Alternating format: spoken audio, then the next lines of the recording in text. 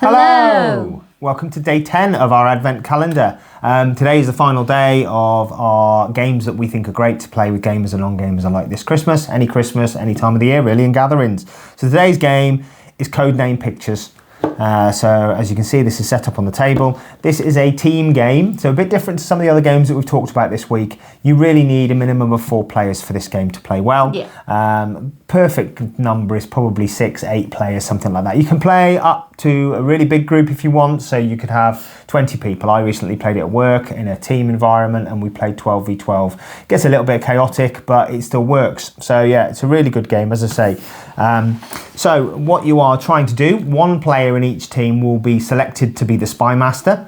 Pressured job and can be tricky at times, but your job as the spymaster is to give your team clues to help them guess which of these pictures relate to their team. So if you can see here, we've got a card which is dealt out secretly and is only viewable by the 2 spymasters, so they both look at the same card, and that shows on there where the red teams need to identify, where the blue teams need to identify, a couple of 4 neutral spots that are neither team, so it doesn't matter, and 1 black spot, which is that one there. This one here.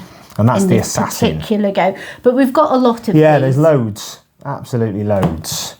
So yeah, so if they choose the assassin, what happens? Game over. Game over. They lose immediately and the other team wins. So, you know, if you're the spymaster, you make sure that your clue does not lead anybody to think that's what they're trying to guess. So do you want to explain how the spymaster is going to go about getting their team to guess the cards? Okay, so I'm the blue team, and on this card you'll be able to see that it's got blue here. So I'm going to be guessing first, and it means I have an extra person to find because I've gone first. And this would be on a little thing like this in front of us so that we can identify the right way round. Make sure it's the right way up as well when you put it there, or else you could actually get that wrong, because it could be either way up depending upon what you choose. Yeah. So, as we said, this one is the assassin. I'm going to want to lead my team to pick the blue ones. And my role's very limited. All I can say is a word, which I think will relate to a number of these, and also a number. So I think my first clue, I would say ball, and I would say 2. So hopefully my team would have a look at the pictures and hopefully pick them.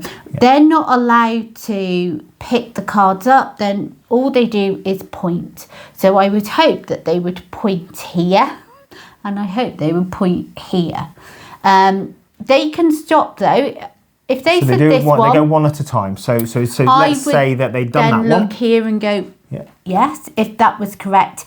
If they'd got it incorrect, so and it was one of Steve's. Yeah, maybe they've gone for that one. Oh no, that is yours as well. But maybe that one because it's circular. Or you know, one that isn't theirs. Then our team would get the point effectively. And we've helped the other team. And that turn would end immediately. Yeah, if it was a neutral one, like here, then a neutral player would go. And again, the turn ends immediately for that turn. So the team can carry on guessing until they want to stop. Yes. However, if they said this one, Steve's team would immediately win, and that would be very annoying. Yeah. So, yeah, they can do this, and even though I've said 2 to them, they can go, we're not sure, we'll stop.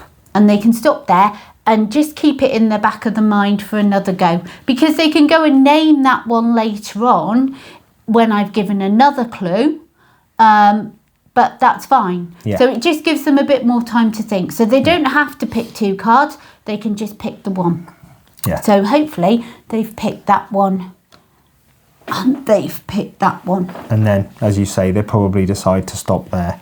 It's one of those games I find that I look for ages at the pictures and try and think, what picture? Because you can play it safe. I can just go, so I could say cassette 1. And that's really easy, and they're going to get that. But if I only get 1 and the other team have got 2, straight away we're losing. So there's a pressure to take a bit of risk. But then what I find is I give a clue, and then I look and I go, oh no, that could mean that one as well. Oh no, and I didn't notice that one, which it could mean. And so you think, oh no, but I can't do anything at that point. It's like, I've said the clue, I've now just have to sit here with my mouth closed and watch them as they make all the wrong decisions. And I'm thinking, no, I'm not allowed to pull any faces or do anything to indicate that they're going in the wrong direction. Yeah, this game identifies how we understand and how we perceive things very differently. It does, because you will say one word and you'll think, oh, it's obvious. Yeah. It's obvious. That is such a good clue. Yeah. And they will pick totally the opposite. And you're like, what were you thinking? And then they'll say, and you're like,